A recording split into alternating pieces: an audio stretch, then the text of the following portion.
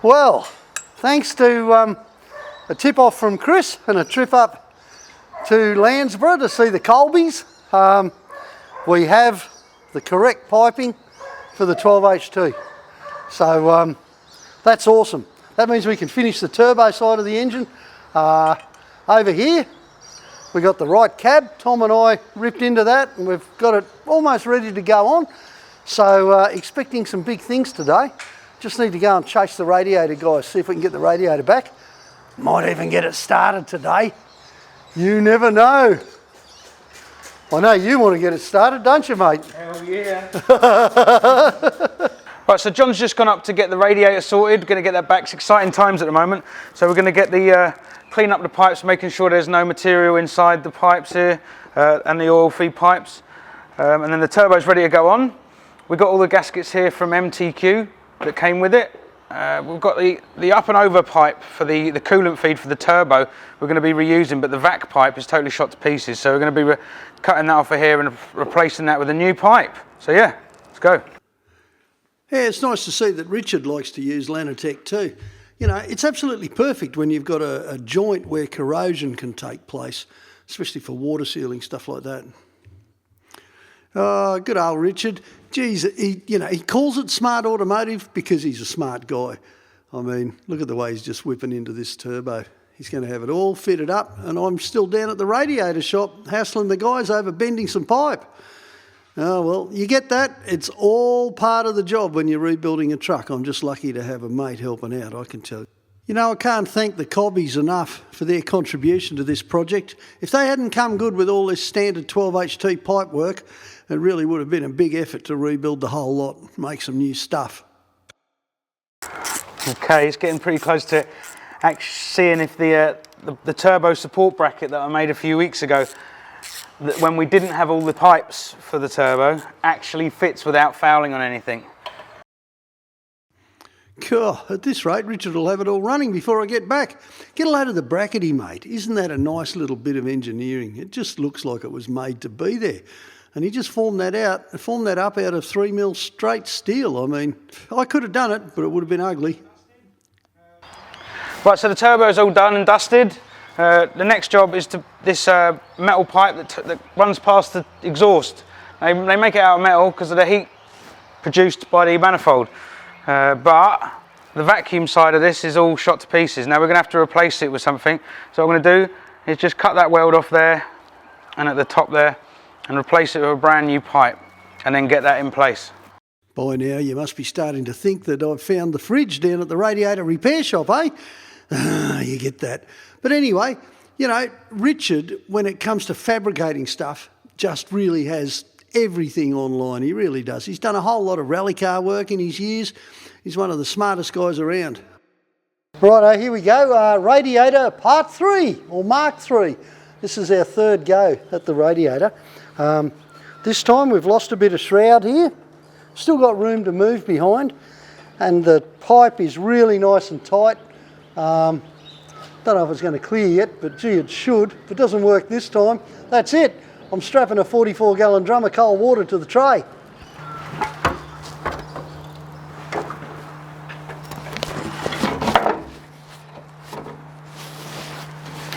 Look at that. Oh, a little bit more. That's not too bad, eh? This is getting exciting. Terrain Tamer radiator hose kit, which of course comes with everything you need, including all the clamps. In fact, I think this one's got extra clamps in it. It's even better. We'll probably have to modify one of these hoses, but it'll only be a question of chopping off the end, which is beautiful, because that means I can carry a spare set of Terrain Tamer hoses in the back, and I'll never have to worry about finding that oddball size, which is kind of what happened with Milo, actually. Okay. Beautiful. That way. Oh, look at that. Perfect. Oops, I like that.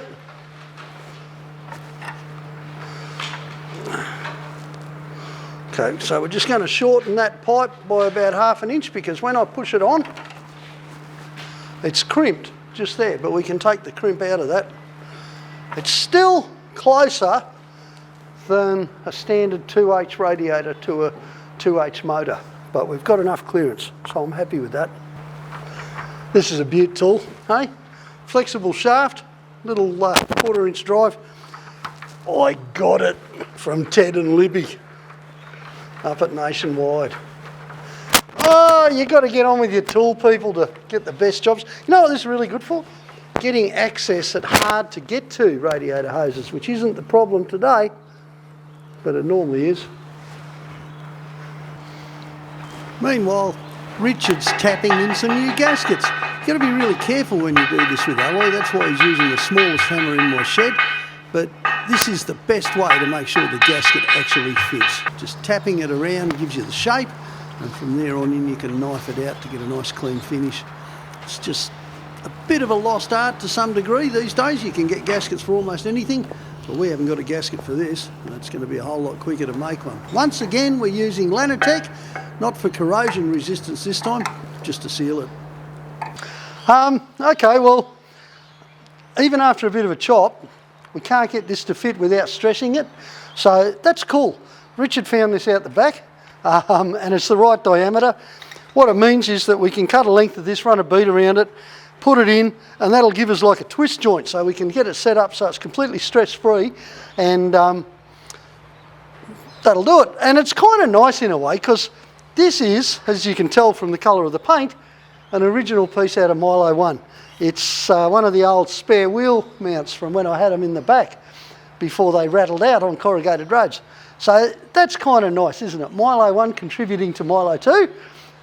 And look at that, there's 3 wheel nuts there. I'll be using those too. Oh, this is getting really special. Yeah, I know what you're thinking. The whole project's a bit special, really. And old Roothy, well, he's incredibly special. We won't go there, folks. Right, so I made up the pipe to connect the 2 hoses that we've had to chop down, but this is no good without a ridge to stop the post from coming off under pressure. So what I'm going to do, I'm just going to weld 2 slugs either side of the pipe on either end, and that will stop the pipe from coming off.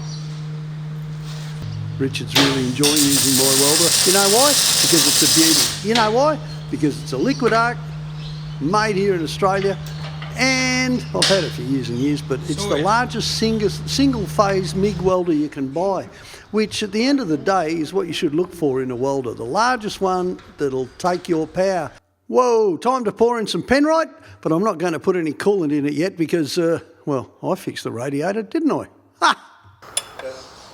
I don't know, this is something you should never do, which is why we're going to do it, because everybody who's got a new motor does this. We're at the stage where we can actually trial run it, see if it'll start. So we're going to see if it'll start. Everything's jerry-rigged except the cooling system and the lubrication system. And we've even jerry-rigged an oil pressure light. You can see it glowing on the battery over there. So when that goes out, we know we've got oil pressure. That's when we can start this motor for the first time. And get a load of the exhaust pipe. I like to call that a dump pipe, because that's all it's going to do.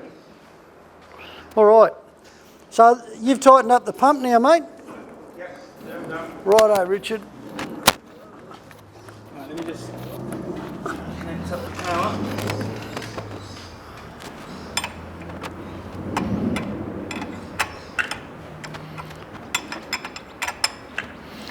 Okay, so the plan is to... Looks a bit wrong, don't it? Looks a bit wrong? It does look wrong. It looks severely wrong. Whoa! What's going to happen? What we're going to do here is wind it over a few times to get oil pressure up and to bleed it, hopefully, and then we'll have a go at starting. All right? Yeah. We're winding over to... We're looking for this light to go out as well. Yep, looking for the light to go out and fuel to come up.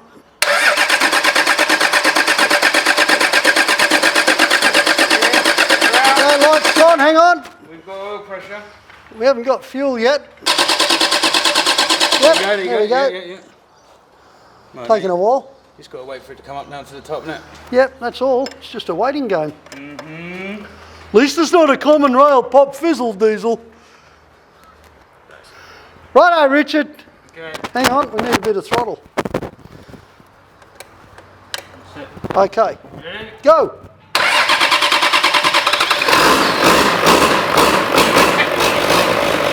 Oh, how good's that?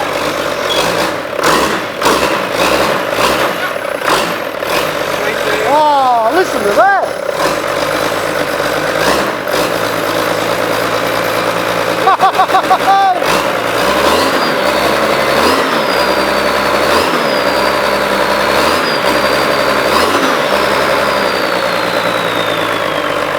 Oh, listen to that turbo whistle, eh?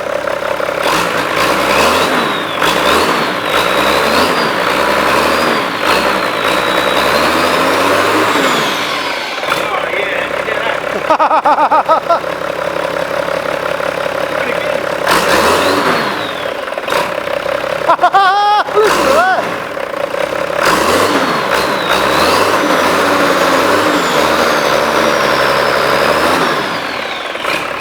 Okay, get the fruit box, I'm going to drive it.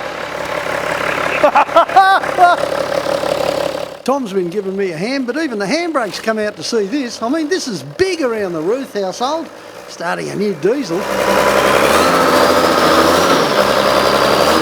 Really shouldn't do this, should we? We should switch it off there. Ah! Hey! Nice one. Well done, mate. On you, Tomo. Well done, Simon. That was excellent. Sweet, dude. I'll tell you what, one decision out of all of this, we're not putting an exhaust system on it. That sounds really good.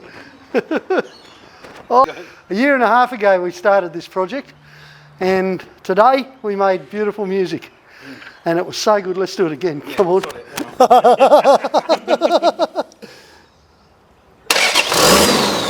Oh, yes! Wow, cheers, guys. Oh, that is beautiful. Listen to how quickly that idle settles straight down. That's that new MTQ rebuilt pump and the Terrain Tamer motor working together to give you sheer accuracy. Brilliant! Rum, rum, rum, rum, rum, rum, rum, rum, rum. Yeah, it spools up nice, hey? It sounds like yours, Simon, only powerful and quiet. Yeah, rebuilt injection pump and a high flow turbo, mate. That'd be the difference. Yeah, nice. Isn't that a beautiful romping noise? Yeah. That's Yeah. 6 Wow. That's awesome. Cheers, guys. Cheers, man. It's been a pleasure, man. Oh, it's been a pleasure. Thank you. That was just awesome. That made it worthwhile, eh? Definitely. And a body in the background, mate, all ready to go. That's it. Next step. Watch this space. It's happening now.